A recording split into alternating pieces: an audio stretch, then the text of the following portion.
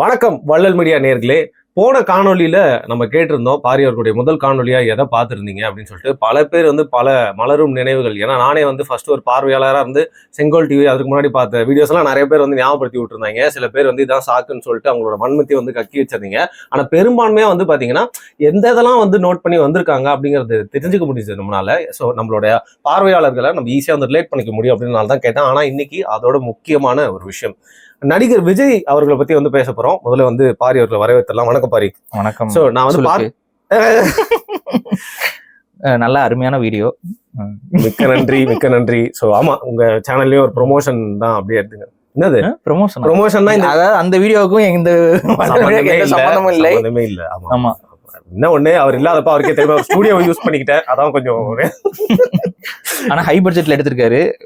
So ஆமாங்க, ஒரு சிறு குறும்பட தயாரிப்பாளரா கேட்டுக்கிறேன். மீச வைக்காம எத்தனை கெட்டப் சேஞ்ச். சோ உங்களுடைய எடிட்டரோட மண்டை பிஞ்சு என்ன சம்பந்தமே இல்லாம பண்ணிட்டு இருக்காப்ல. ஏன்னா ஒரே கேரக்டர் வெவ்வேறு போகும்போது. ஆமா, சோ பார்க்காம யாரா இருந்தீங்கன்னா பாத்துருங்க. அதோட முக்கியமான விஷயம், விஜய் அவர்களுடைய அரசியல் குறித்து நம்ம பேச போறோம். ஸோ விஜய் அவர்கள் எத்தனை வாக்கு சதவீதம் வாங்குவார்னு பல எக்ஸ்பர்ட்ஸ் கணிச்சிட்டு இருக்காங்க. ஆனா மக்கள் அளவுக்கு ஸ்ட்ரீட்ல எல்லாருக்கூடயும் பழகிறவங்க அளவுக்கு கணிக்க யாராலையும் முடியாது எக்ஸ்பர்ட்ஸ்னால. அப்படிங்கறதுனால நான் உங்ககிட்ட அந்த கேள்வியை வைக்கிறேன். விஜய் அவர்கள் வரக்கூடிய 2026 சட்டமன்ற தேர்தலில் எத்தனை சதவீதம் வாக்கு வாங்குவாருன்னு நீங்க நினைக்கிறீங்க? கரெக்டா யாரெல்லாம் கணிக்கிறீங்க அப்படிங்கறத பார்க்கலாம். கீழே நீங்க ஹானஸ்டா நினைக்கிறது எவ்வளவு பெர்சன்டேஜ் வாங்குவாருன்னு மறக்காம கமெண்ட் பண்ணுங்க. விஜய் அவர்களுடைய அரசியல் அடுத்த கட்டத்துக்கு போயிருக்கு அப்படின்னு எடுத்துக்கலாம். அவருக்கு பிடிக்கிறவங்க பிடிக்காதவங்க எல்லாதான் விமர்சனம் பண்ணாலும் பாத்தீங்கன்னா புது விஷயங்கள்லாம் அவரோட அரசியல், அதாவது ஆர்ப்பாட்டம் முதல் முறையா பண்ணியிருக்காரு. அது மட்டும் இல்லாம வரக்கூடிய 25ஆம் தேதி மதுரையில பெரிய லெவல்ல ஒரு மாநாடு நடத்த போறாங்க. இந்த நேரத்துல 1.5 வருஷம் ஆயிடுச்சு கட்சி தொடங்கி. விஜயோட அரசியல இந்த நிலையில நீங்க எப்படி பாக்குறீங்க? நிறைய பேச வேண்டியது இருக்கு. குறிப்பா இந்த காணொலி செய்ய வேண்டியதுக்கான தேவையும் இந்த சூழல்ல இருக்கு. ஏன்னா இன்னும் விஜயோடைய முடிவுகள் என்ன மாதிரி கட்சிகளை எதிர்கொள்ள போகிறார், என்ன மாதிரி தேர்தல் வியூகங்களை வகுக்க போகிறாருங்கிறதுலாம் நமக்கு தெரியாது. ஸோ அதனால இந்த நேரத்துல இந்த காணொலி வருவது சரியாக இருக்கும்னு நினைக்கிறேன். அது கருத்தியல் சார்ந்த பேச்சு பேசுற நமக்கும் ஓகே, விஜய் போன்ற இல்ல விஜயோடைய ஃபாலோவர்ஸாக இருக்கக்கூடிய இல்ல தொண்டர்களாக இருக்கக்கூடியவர்களுக்கும் இது ஒரு புரிதலை ஏற்படுத்தலாம். அதுக்காக தான் நம்ம பேசுறோம். முதல்ல நீங்க இப்ப நல்லா கவனிச்சீங்கன்னா, விஜய் அவர்கள் முன்னாடி எது செஞ்சாலும் ஒரு பெரிய விஷயமா இருக்கும். ஒரு ரோட்ல அவர் இறங்கி நடந்து போனார்னா கூட அது செய்தி, பெரிய ஹைப். ஆனா நீங்க சமீப காலத்துல இப்ப ஒரு சில மாதங்கள், அதாவது ஒரு 3-4 மாதங்களா நீங்க கவனிச்சீங்கன்னா, விஜய் அவர்கள் ஒரு ரோட்ல இறங்கி போராட்டமே செஞ்சாலும் அது ஒரு பெரிய பேச்சு பொருளாக ஆக்கப்படவில்லை. நீங்க அதாவது ஆக்கப்படவில்லை. ஓகே. ஏன்னா இவ்வளவு நாளா விஜய் ஒரு ஆக்டர்.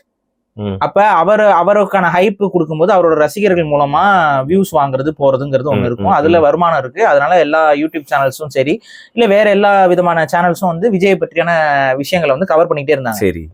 ஆனா இன்னைக்கு அவர் ஒரு அரசியல் கட்சிக்கு தலைவராக இருக்கிறார். அப்ப அவருக்கு அதற்கான முக்கியத்துவத்தை அதிகமா கொடுக்க என்ன ஆகணும்னு பாத்தீங்கன்னா, அந்த கட்சி வளர ஆரம்பிக்கும். அந்த கட்சி அதோட தொண்டர்களுக்கு நம்பிக்கை வரும். அதன் மூலமாக மக்களும் சரி விஜய்க்கு இந்த முறை வாய்ப்பு கொடுத்து பார்ப்போம்ங்கிற ஒரு சிந்தனைக்கு வந்துருவாங்க. சரி. அப்ப அதை யாரும் இங்கே விரும்ப போவது இல்லை. குறிப்பா இங்க இருக்கக்கூடிய மீடியாஸ், இங்க இருக்க மீடியாஸ் ஃப்ரீ மீடியாஸ் கிடையாது, ஓப்பனா இயங்குற மீடியாஸ் கிடையாது. எல்லாமே ஏதோ ஒரு விதத்துல கண்ட்ரோல் சோல்ட் அவுட்னு கூட சொல்ல விரும்பல, ஒரு வித கண்ட்ரோல் எல்லா மீடியாஸ்குள்ளயும் இருக்கும். ஃபார் எக்ஸாம்பிள், அந்த மீடியாவோட ஹெட் ஒரு கட்சிக்கு சார்புடையவரா இருப்பாரு, அந்த வேலை செய்யறவங்க ஒரு கட்சிக்கு சார்புடையவரா ஒரு கருத்திலுக்கு சார்புடையவர்களா கேஸ்ல மாட்டிருப்பாரு. சோ இந்த மாதிரியான விஷயங்கள் மூலமாக இந்த மீடியா தெரிந்தோ தெரியாமலோ ஒரு சில கட்சிகளால் இயக்கப்படுகிறது. சரி. அப்ப அந்த அடிப்படையில இன்னைக்கு பிரதானமாக ஒரு மீடியாவை கண்ட்ரோல் செய்யக்கூடிய கட்சி அப்படின்னு பாத்தீங்கன்னா அது திமுக தான். திமுக மீடியாவை பெரிய அளவு கண்ட்ரோல் செய்யக்கூடிய கட்சி. அதுக்கான ஆதாரங்கள் சாட்சிகளை நீங்க பார்த்திருப்பீங்க. திமுகவுக்கு சப்போர்ட்டா இருக்கிறாங்கன்னு சொல்லி குற்றம் சாட்டி வெளியேற்றப்பட்ட பல நடுநிலை ஊடகவியலாளர் இன்னைக்கு திமுகவுடைய அண்டாக்களாகவே மாறி இருப்பதை நம்ம திராவிட மீடியா கழகம் உணர முடியும். அப்ப இது போன்ற ஒரு ஈகோ சிஸ்டம் விஜயை என்னவா மாத்த போகுது அப்படின்னு பாத்தீங்கன்னா, ரொம்ப சிம்பிள். அவங்க என்னவா மாத்த போறாங்கன்னா, விஜயை ஒரு கோமாளியாக மாற்றப் போகிறார்கள். புரியுதுங்களா? அதாவது உதாரணத்துக்கு விஜயகாந்த் அந்த மாதிரி சொல்லலாம். விஜயகாந்தை எப்படி ஒரு குடிகாரராக மக்கள் மத்தியில கொண்டு போய் சேர்த்தார்களோ, ஒரு கோபக்காரர், ஒரு குடிகாரர், அவருக்கு எப்படி நடந்துக்கணும்னு தெரியாது. இந்த 3 விஷயத்தையும் வைத்து விஜயகாந்தின் மீது நம்பகத்தன்மையை மக்கள் மத்தியில இழக்க செய்தார்கள். அதே மாதிரியான ஒரு நடவடிக்கை என்பது விஜய் அவர்கள் மீதும் நடத்தப்பட போகிறது. நீங்க இன்னும் கொஞ்சம் பாத்தீங்க அப்படின்னா இன்னும் ஒரு சில வாரங்கள்ல இல்ல ஒரு சில மாதங்கள்ல விஜயை வந்து பெரிய அளவு நகைப்புக்குள்ளாக்கக்கூடிய விஷயங்கள் வந்து இணையதளங்கள் மற்றும் சமூக வலைதளங்கள் அப்புறம் மெயின் ஸ்ட்ரீம் மீடியாஸ்ல பேச்சு பொருளாக மாற்றப்படும். ட்ரால் உருவாக்குவாங்கன்றீங்களா? இல்ல ட்ரால் வந்து ஒரு நீங்க நினைக்கிறீங்க இயற்கையாக ட்ரால்ஸ் உருவாக்கப்படுதுன்னு கிடையவே கிடையாது. அது வந்து ஒரு செயின் ரியாக்ஷன் மாதிரி. அவங்க ஒரு இடத்துல இருந்து அதை கிரியேட் பண்ணுவாங்க, அதை ஒரு ட்ரெண்டா மாத்துறதுக்கு ஒரு 10 பேர் வாண்டடா பேசுவாங்க. அப்புறம் நமக்கு எதுவுமே புரியாது, எதுக்கு இதை பண்றாங்கன்னு புரியாது. பட் அதையே பழக்கப்படுத்துவாங்க, அப்புறம் அது பழகிடும். இப்ப நீங்க சமீபத்துல கூட ஒரு வீடியோ பார்த்தேன். அந்த வீடியோல வந்து பாத்தீங்கன்னா விஜய் அவருடைய போராட்டத்துக்கு கலந்துகிட்ட ஒரு நபர்னு சொல்லி அந்த நபரோட வீடியோ எடுத்து வைரல் பண்ணிட்டு இப்ப அவன் யாரு நீங்க வேணா பாருங்க, அவன் திமுகவோட ஆளா இருப்பான். அந்த அளவுக்கு லூஸ் மாதிரியா வந்து பேசுவாங்க. அது தாங்க, அவன் திமுகவோட ஆளா இருப்பான். என்னடா பேசுற? சரி, அவங்கிட்ட மைக்க நீட்டி வீடியோ எடுக்கணுங்கிற அவசியம் யாருக்கு வந்துச்சு? அந்த ரிப்போர்ட்டர் கேட்ட கேள்வியை பார்த்தாலே சந்தேகமா தான் இருந்துச்சு. இது ஸ்டேஜ்டு, இதைதான் நீங்க புரிஞ்சுக்கணும். இப்ப அந்த இடத்துல கூட நிக்கக்கூடிய ஒரு சில உண்மையான விஜய் ரசிகர்களோ இல்ல விஜய் தொண்டர்களோ இருக்கலாம். அவங்க என்ன நினைச்சுப்பாங்க, ஒரு மீடியா வந்து நார்மலா கேக்குதுன்ட்டு. ஆனா கேனத்தனமா பேசுறாங்கிறது தெரியுதுல்ல. நீங்க அந்த வீடியோ பாத்தீங்களா? லெஃப்ட்ல அவங்ககிட்ட ஏங்க அதெல்லாம் கேட்டுருக்கீங்கன்னு சொல்லிட்டு ஒருத்தர் சொல்லுவார், கண்டுக்க மாட்டாங்க அவரு. அப்ப அது என்னன்னா பிளான்டு, ஸ்டேஜ்டு. இந்த மாதிரி ஸ்டேஜ்டு விஷயங்களை செய்வாங்க. செஞ்சு படிப்படியா விஜய் மேல இருக்கக்கூடிய ஒரு இப்ப என்ன விஜய் மேல கொஞ்சம் நட்பேர் இருக்கும். எப்படி என்ன நட்பேர் இருக்கும்னா, ஒரு புதுசா வராரு, ஒரு நடிகரு, பிரபலமான முகம் அப்படிங்கிற மாதிரி வாய்ப்பு கொடுத்து பார்க்கலாங்கிற ஒரு பாயிண்ட் ஆஃப் வியூ இருக்கும். அதை உடைப்பாங்க.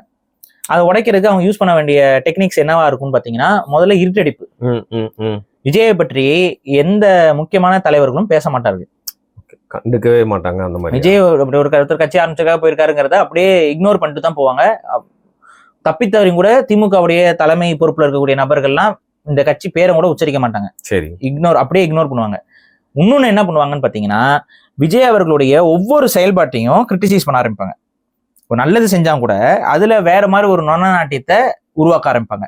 இப்போ ஃபார் எக்ஸாம்பிள், அஜித் குமார் அவருடைய இறப்புக்கு நேரடியாக வீட்டுக்கு வந்தார் விஜய் அவர்கள். இன்னைக்கு நீங்க நல்லா நோட் பண்ணி பாருங்க, இதே மாதிரியான ஒரு நிகழ்வு வந்து அனிதா அவருடைய மரணத்தின் பொழுது விஜய் அவர்கள் அவங்க வீட்டுக்கு வந்து விசாரிச்சுட்டு போனாரு. ஆனா அது எவ்வளவு பெரிய செய்தி, அன்னைக்கு பெரிய செய்தி கம்பேரிட்டிவ்லி. அன்னைக்கு அதை பெரிய செய்தியா மாத்துனது யாரு? ஊடகங்கள். எல்லா ஊடகங்களும் தலைப்புச் செய்தி மாதிரி அதை மாத்தி, விஜய் ஒரு நடிகர், அதை அப்படி ஆக்கணும் பூதாகரப்படுத்தணுங்கிறதே எனக்கு பிடிக்கல. ஆனா விஜய் ஒரு நடிகர், அவர் அதை வந்து முன்னெடுத்து பண்றாரு அப்படிங்கும் பொழுது, அன்னைக்கு அதிமுகவை எதிர்க்கணுங்கிற நோக்கத்தில் இருந்த மீடியாஸ் எல்லாம், டிஎம்கே உடைய பேரோல்ல இருக்கக்கூடிய ஊடகங்கள் எல்லாம் என்ன பண்ணாங்க, அதை ஒரு பெரிய ஹைப் கொடுத்து, இதே விஜய்க்கு பயங்கர ஹைப் கொடுத்து, அவர் வந்து பாத்துட்டாரு, அது அந்த போட்டோ எல்லாம் போட்டு தலைப்பு செய்தி எல்லா ஊடகங்களையும் கலர்டு போட்டோஸ். ஏன் அஜித் குமாரோடைய மரணத்திற்கு அவர் வீட்டுக்கு போய் நலன் விசாரித்த அதே விஜய் தான், சினோரியா மாறல பெருசா. ஆனா கவனிங்க, எத்தனை மீடியாஸ் அதை பதிவு பண்ணுச்சு.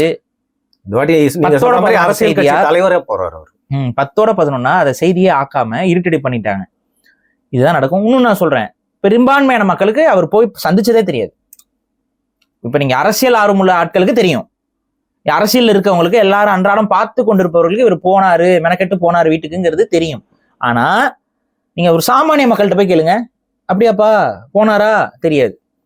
இதுதான் இவங்களுடைய அரசியல். அவங்க என்ன இருட்டடிப்பு அரசியலை செய்கிறார்கள். இப்ப இதை வந்து இப்ப இவங்க ஃபேஸ் பண்ணியிருப்பாங்க.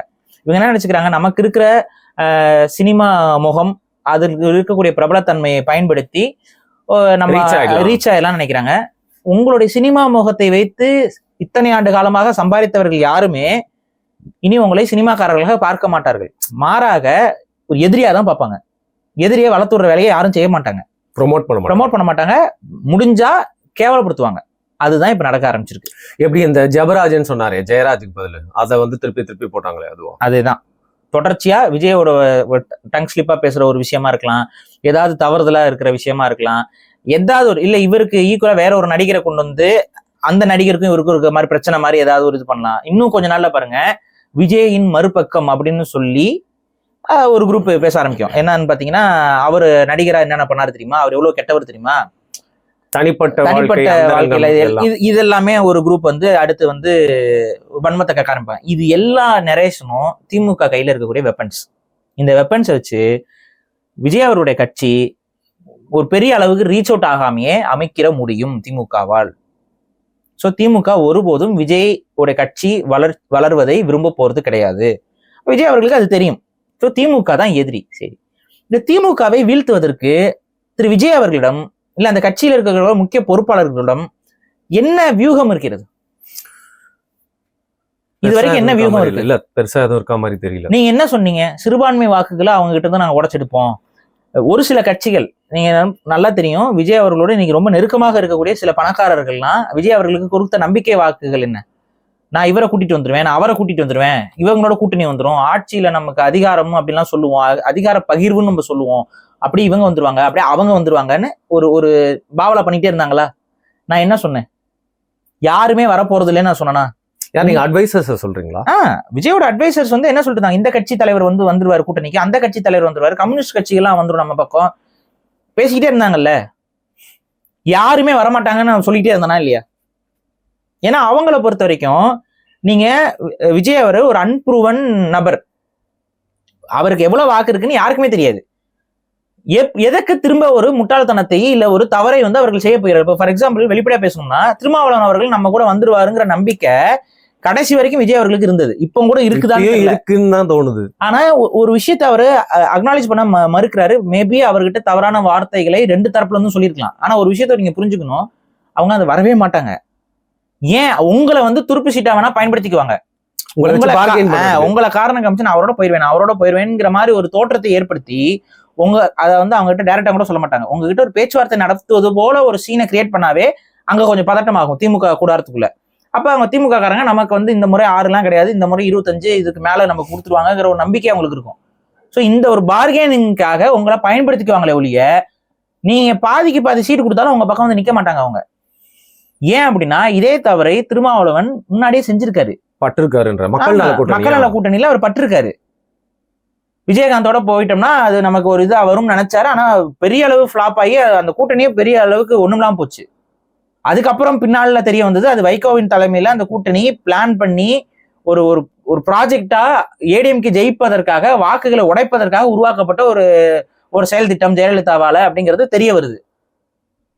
புரியுதுங்களா? மாற்று சக்தி இதெல்லாம் இல்ல, அது ஒரு தனியா நிக்கிறது இல்ல இந்த மாதிரி தனித்து நிக்கிறதுங்கிறது மூலமா வாக்கு உடைக்கிறது மூலமா ஒரு கட்சிக்கு வலு சேர்க்கிறது, அவ்வளவுதான். இதற்கு காசு வாங்கிட்டு போயிடுறது. இந்த ஸ்ட்ராட்டஜி ரொம்ப வருஷமா தமிழ்நாட்டு அரசியல்ல இருக்கு, அதை பல பேர் செஞ்சுக்கிட்டு தான் இருக்கிறாங்க. இந்த ஸ்ட்ராட்டஜி எல்லாம் பண்ணிருக்காரு. ஆனா இன்னும் பிலிம்ல கேமரால பிலிம் ரோல் இருக்கு அப்படின்னு சொல்லிட்டு நம்பிட்டு இருக்காரு. அதான் இப்ப நான் அதான் சொல்றேன். அப்ப இதை நம்ம புரிஞ்சுக்கணும். இன்னொரு சந்தேகம் மக்கள் தரப்புல இருந்து வர தொடங்கி இருக்கு விஜய் அவர்களின் மீது. நீங்க உண்மையாகவே திமுகவை வீழ்த்த வேண்டும் என்பதற்காக வந்திருக்கிறீர்களா, இல்ல திமுகவை நான் வீழ்த்துகிறேன் என்று திமுக எதிர்ப்பு வாக்குகளை உடைக்க வந்திருக்கிறீர்களா? கமல் 2.1 கேக்குறீங்க. இவ்வளவுதான் விஷயம். இந்த விஷயம் அரசியல மிக நுட்பமாக பார்க்கணும். ஏன்னா இங்க பாருங்க, மக்கள் மத்தியில செல்வாக்கு இருக்கக்கூடிய தலைவர்கள் தானாவே ஜெயிப்பாங்க. ஆனா இன்னைக்கு பிரச்சனை என்னன்னு பாத்தீங்கன்னா, மக்கள் மத்தியில செல்வாக்கு என்பது எந்த தலைவருக்கும் இருப்பது இல்லை. தனிப்பெரும்பான்மையா இல்ல, தனிப்பெரும்பான்மையா இல்ல, மக்கள் மத்தியில ஒரு விரக்தி தான் இருக்குது. யாரையும் அவங்க நம்புறது இல்ல. இப்ப அன்னைக்கு இருந்த நம்பிக்கையெல்லாம் தலைவர்கள் மீது இன்னைக்கு மக்கள் வைக்கிறது கிடையாது. ஸ்டாலின் மேல யாரும் இல்ல, எடப்பாடி மேலயும் இல்ல, விஜய் இல்ல, யார் மேலயும் இல்ல. இதுதான் நம்ம சொல்றோம். அவங்கள பொறுத்த வரைக்கும் எல்லாம் ஒரே ஆளுதான்ப்பா, எல்லாம் ஒரே மாதிரி குட்டைகள், இதுல நமக்கு என்ன பெனிஃபிட், இப்படி அவங்க யோசிக்க ஆரம்பிச்சிட்டாங்க. நீ அதிகமா காசு கொடுக்குறேங்கிறியா, நீ வருஷம் காசு கொடுக்குறேங்கிறியா, மாசம் காசு கொடுக்குறேங்கிறியா, இல்ல நீ ஏதாவது பொருள் தரேங்கிறியா, இப்படி யோசிக்க ஆரம்பிச்சிட்டாங்க மக்கள். இயல்பு நான் சொல்றேன். நீங்க இதுல புரட்சிகரமான சிந்தனை கொண்ட மக்களும் இருப்பாங்க, அது ஒரு தரப்பு இருக்கும். அவங்களுக்கு எது நல்லது எது கெட்டதுன்னு பார்த்து அவங்க மாறி மாறி யோசிச்சுட்டு இருப்பாங்க. ஆனா இயல்பாக இன்னைக்கு தமிழக மக்களுடைய இன்னைக்கு இருக்கக்கூடிய அரசியல் புரிதல்ல அவங்களோட வாக்காளர்களுடைய சிந்தனை எப்படி இருக்குன்னா, நமக்கு இவர் என்ன பண்ணுவாரு, இதெல்லாம் நமக்கு என்ன பயன், நம்ம வீட்டுக்கு என்ன பயன், அப்படிதான் யோசிக்கிறாங்களே, நாட்டுக்கு என்ன பயன் யோசிக்கக்கூடிய வாக்காளர்கள் யாருமே இல்லை. ரொம்ப ரொம்ப ரொம்ப கம்மி. அந்த கம்மியானது பாத்தீங்கன்னா புரட்சிகர இயக்கங்களுக்கு போயிட்டு இருக்கும் வாக்குகளா, அவ்வளவுதான். சோ இப்ப இங்க இருக்கக்கூடிய சினாரியோ பாத்தீங்கன்னா, ஒரு கட்சி ஜெயிக்கணும் அப்படின்னா அந்த ஒரு அன்னைக்கு இருந்த மாதிரியான ஒரு லீடர்ஷிப் குவாலிட்டியை காமிச்சு அதன் மூலமா வாக்குகள் வாங்குறதுல. அப்ப இவங்க என்ன பண்றாங்கன்னா நெகட்டிவ் ஸ்ட்ராட்டஜி பண்றாங்க. மக்கள் கிட்ட இருந்து வாக்குகளை வாங்கி ஜெயிக்கணுங்கிறது பாசிட்டிவ் ஸ்ட்ராட்டஜி. சரி, மக்களுக்கு நல்லது பண்றோம், அது மக்கள்கிட்ட கொண்டு போய் சேர்க்கிறோம், அதன் மூலமா மக்கள்கிட்ட நம்பகத்தன்மை பெறுகிறோம், அதன் மூலமா வாக்குகளை வாங்குறோம், இது பாசிட்டிவ் ஸ்ட்ராட்டஜி.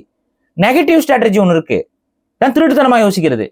மக்களுக்கு நம்ம நல்லது செய்யல, அது அவனுக்கு தெரியுது. சரி, மக்கள்கிட்ட போய் பேசினா அவன் காரி துப்புறான். மனு கொடுக்கணும்னா மனுவை தொட்டு கொடுக்குற மாதிரி இருக்கு. இந்த ஆக்டிங்கும் நமக்கு வரல. அப்ப என்ன பண்றது, வேற வழி இல்ல. இந்த ஸ்ட்ராட்டஜில நம்ம ஜெயிக்க முடியாது. அப்ப நம்ம கட்சிக்காரன் நமக்கு வாக்கு போட்டுருவான், நம்ம கட்சிக்காரனோட உறவுக்காரன் லோட்லோஸ்க்கு இவங்களை வச்சு ஒரு நமக்கு இருக்க ஒரு கட்டமைப்பு நமக்கு ஒரு வாக்கு வரும். சரி ஓகே, இந்த வாக்கு வச்சு ஜெயிக்க முடியுமா? முடியாது தலைவரே. ஏன்னா நமக்கு எதிர்ப்பு வாக்கு அதிகமா இருக்கு. இந்த எதிர்ப்பு வாக்கு அந்த பக்கம் நம்ம எதிர்கட்சிக்கு போயிடும். ஃபார் எக்ஸாம்பிள் இப்ப திமுகவோட எதிர்ப்பு வாக்கு அதிகமா இருக்குங்கிற பட்சத்துல அது அதிமுகவுக்கு போயிடும். சரி, அப்ப அது போகக்கூடாது. என்ன பண்ணலாம்? அதிமுகவுக்குன்னு ஒரு கட்சி வாக்கு இருக்கும், அதை வச்சு அவன் வாங்கட்டும். நமக்குன்னு ஒரு வாக்கு இருக்கு, அதை வச்சு நம்ம வாங்குவோம், நம்ம கொஞ்சம் காசு கொடுப்போம், இது பண்ணுவோம், அதன் மூலமா கொஞ்சம் வாக்குகளை எடுக்கலாம். அது போக இந்த எதிர்ப்பு வாக்கு ஒரு இடத்துல கன்சால்டேட் ஆயிடக்கூடாது. கன்சால்டேட்டா நம்மளை வீழ்த்திடுவாங்க. அப்ப இது எப்படி கன்சால்டேட் ஆகாம தடுக்கிறது? சரி, உடச்சுடு. நம்ம எதிர்க்கிறவர்கள் ஒரு 10 பேர் இருக்கட்டும். அப்படி இருந்தா வந்து யாருக்குமே தனி பெரும்பான்மை வராது.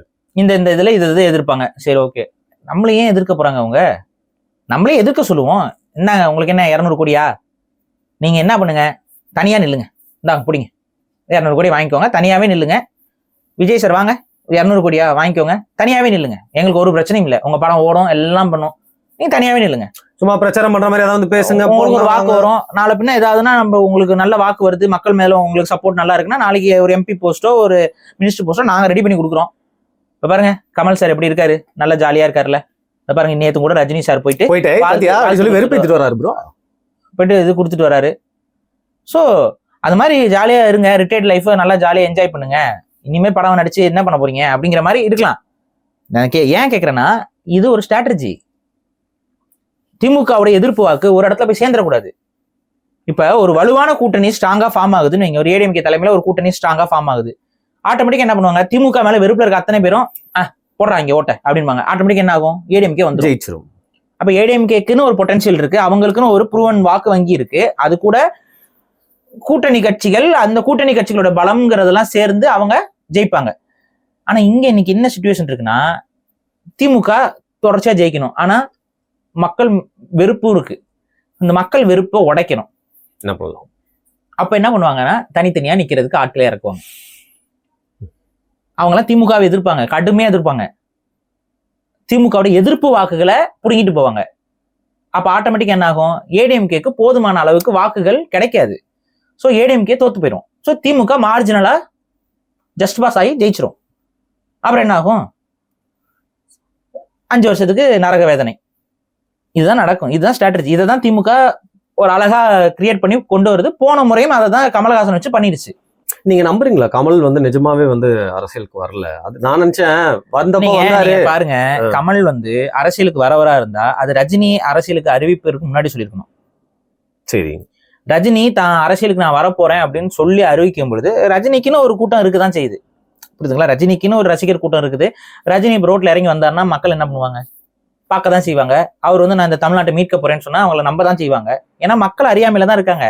ஆனா ரஜினி இந்த அரசியலுக்கு வரக்கூடாதுங்கிறத தொடர்ச்சியாக அழுத்தம் கொடுத்தது தமிழ் தேசிய தரப்பு தான்.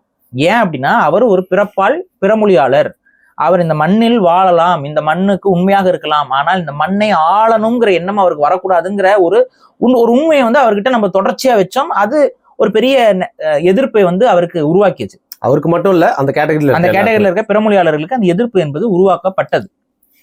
அப்ப அந்த பிறமொழி சிந்தனை கொண்ட ஆட்கள் இல்ல பிறமொழியாளர்கள்லாம் வந்து ஆமா. அப்புறம் மக்களும் கேட்கறாங்க, ஆமாங்க என்னங்க ஆந்திரால யாரும் பிறமொழியாளரை வந்து ஆட்சி செய்ய முடியாது, கேரளால பிறமொழியாளர் ஆட்சி செய்ய முடியாது, தமிழ்நாட்டுல மட்டும் யார் வேணாலும் வந்து ஆட்சி செய்யலாம்னா என்னங்க இது நியாயமா வேணாமா அப்படிங்கிற ஒரு தாட் ப்ராசஸ் ஈஸியா மக்களுக்கு வந்துருது. அப்போன்னா ஆமா ரஜினி மராட்டியர் தானே, அவர் எதுக்கு இங்க தமிழ்நாட்டுல வந்து அரசியல் பண்றாரு, முடிஞ்சு போச்சு. இது வந்து எதிர்ப்பு அதிகமாகும் பொழுது ரஜினி அவர் முடிவு பண்றாரு, எதுக்கு நம்ம பொதுவாகவே இருந்துட்டு போயிருவோம்.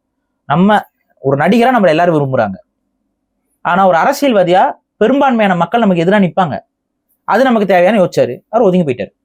எதிர்ப்பெல்லாம் நம்மளால சமாளிக்க முடியுமாங்கிறத கடந்து அதை அவர் விரும்பல. அந்த ஒரு ஹேட்டர் வந்து அவர் மேல உருவாகிறத அவரே விரும்பல. எதுக்கு நம்ம நல்லது செய்யறேன்னு சொல்லி வந்துட்டு எதுக்கு நம்ம மக்கள்கிட்ட வந்து வெறுப்பை சம்பாரிச்சுக்கணும், வேண்டாம். அவர் ஒதுங்கிட்டாரு. இது எனக்கு சரிப்பட்டு வர மாதிரி தெரியலன்ட்டு ஒதுங்கிட்டாரு. ஆனா இந்த இடத்துக்கு அவர் இறங்குறப்பவே டக்குன்னு வந்து கமலஹாசனும் நானும் கட்சி ஆரம்பிக்க போறாங்க. இது கமலோடைய குணத்தை காட்டுகிறது, வேற ஒண்ணும் இல்ல. ரஜினி உள்ள வந்து நான் அவருக்கு போட்டி, நானும் அரசியல் கட்சி ஆரம்பிக்கிறேன், வேகமா கடையை திறந்துட்டாப்புல. சரி, கடையை திறந்தாப்புல. அதுக்கப்புறம் உங்களுக்கே தெரியும் அவர் எப்படி அதே டெக்னிக் தான். இன்னைக்கு விஜய் என்ன பேசுறாரு அதே மாதிரி தான் அவரும் பேசினாரு. விஜய் கூட டிவிலாம் உடைக்கல, அவர் டிவிலாம் போட்டு உடைச்சாரு, டாப் செட்டையும் உடைச்சிட்டாரு. எல்லாம் உடச்சு இது பண்ணி கடைசியில் என்ன ஆயிப்போச்சு, அதுக்கப்புறம் அதே திமுக கிட்ட இப்ப என்னன்னா அன்னைக்கு பேசின, நான் என்ன சிம்பிளா சொல்றேன், டைம் டிராவல் மிஷினை சீக்கிரம் கண்டுபிடிச்சு தொலைங்க. ஏன் டைம் டிராவல் மிஷினை கண்டுபிடிச்சா அந்த மிஷின்ல ஏறி உட்கார வச்சு அங்க ஒருத்தன் பேசிட்டு இருக்கான் பாரு, அவனை போய் செவுள்ளே அப்பிட்டு வான்னு சொல்லி அனுப்பி விடணும். ஏன்னா மாத்தி மாத்தி பேசுறவங்களுக்கு அதுதானே இது பண்ணணும். டைம் டிராவல் இன்னும் நம்மள மாதிரியே ஒருத்தர் வராரு, கெட்டப் நல்லா இருக்கே அப்படின்னா புளிர் நிறைஞ்சு எல்லாம் பேசாது, அவங்களோட தான் போய் கூட்டின்னு வைக்க போறோம், பேசாம இரு, நான் ஃபியூச்சர்ல இருந்து வர கமலஹாசன் சொல்லிட்டு போய் அடிச்சிருக்கணும் அன்னைக்கு. நல்லா இருக்கு ஆக்சுவலா கான்செப்ட். ஆமா தருவீங்க இல்ல இல்லங்க, ஐயோ கமல் கிட்ட படுத்து எனக்கு அதெல்லாம் சரிப்பட்டாது, ஏதோ தெரியாம ஒண்ணு பண்ணிட்டேங்க. சரிங்க, நல்லாதான் இருந்துச்சு. அது பண்ணீங்கன்னா கொஞ்சம் நல்ல ஒரு எங்கேஜிங்கா போகும் சொல்லிட்டேன் ப்ரோ. நான் கமல்ல சொல்றேன், நானு அது மாதிரி வந்து நல்லா இருக்கே, ஏன்னா உங்களுக்கு அந்த மேனரிசம் வரும், கமல் மேனரிசம் வரும். திருப்பி சப்ஜெக்டுக்குள்ள வந்துட்டேங்க. சோ அந்த மாதிரி அவங்களே போய் அடிச்சுட்டு வரணும். அந்த அளவுக்கு தான் இருக்குது இவங்களுடைய மாத்தி மாத்தி பேசுறது, அன்னைக்கு ஒண்ணு பேசுறது இன்னைக்கு ஒண்ணு இந்த மாதிரி இருந்தா அது அப்பட்டமான அரசியல்.